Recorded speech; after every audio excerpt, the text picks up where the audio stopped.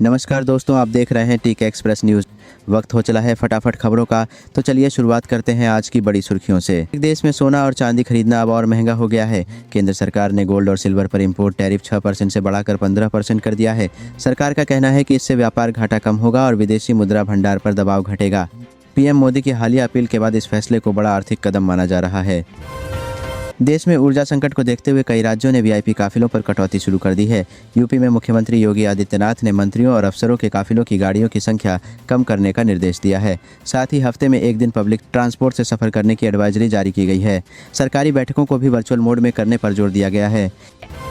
प्रधानमंत्री नरेंद्र मोदी ने खुद अपने काफिले का आकार छोटा कर दिया है। पीएम मोदी ने संसाधनों के संतुलित इस्तेमाल की अपील करते हुए इलेक्ट्रिक वाहनों को बढ़ावा देने की बात कही।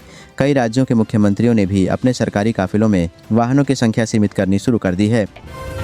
बिहार में शिक्षा व्यवस्था को लेकर नीति आयोग की रिपोर्ट ने बड़ा खुलासा किया है। रिपोर्ट के मुताबिक राज्य में शिक्षकों की भारी कमी है और देश भर में 1 लाख से ज़्यादा स्कूल सिर्फ एक शिक्षक के भरोसे चल रहे हैं। वहीं हजारों स्कूलों में बिजली और पीने के पानी जैसी मूलभूत सुविधाएं भी नहीं हैं। वीडियो में आगे बढ़ने से पहले आप लोग ये वीडियो कहाँ से देख रहे हैं, कमेंट में बताइए और वीडियो को एक लाइक कर दीजिए। नीट 2026 परीक्षा रद्द होने के मामले में बड़ा खुलासा हुआ है। सूत्रों के मुताबिक पेपर लीक का मास्टरमाइंड नासिक की एक प्रिंटिंग प्रेस से जुड़ा बताया जा रहा है। आरोप है कि माफियाओं ने लीक पेपर को गैस एजेंसियों को भ्रमित करने की कोशिश की।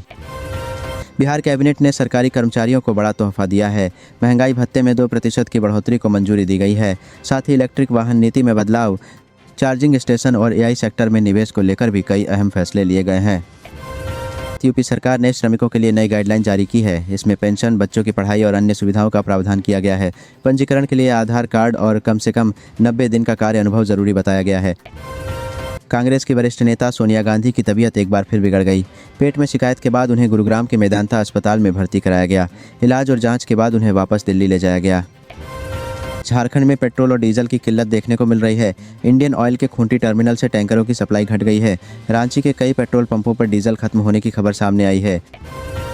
बिहार में जल्द ही इलेक्ट्रिक बसों का बड़ा नेटवर्क शुरू होने जा रहा है। केंद्र सरकार की पीएम ई बस सेवा योजना के तहत अगले महीने 400 इलेक्ट्रिक बसें शुरू की जाएंगी।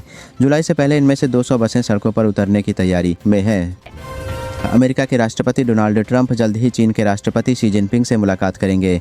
दोनों नेताओं के बीच व्यापार, टैरिफ और रेयर अर्थ मिनरल्स जैसे अहम मुद्दों पर चर्चा होने की संभावना है।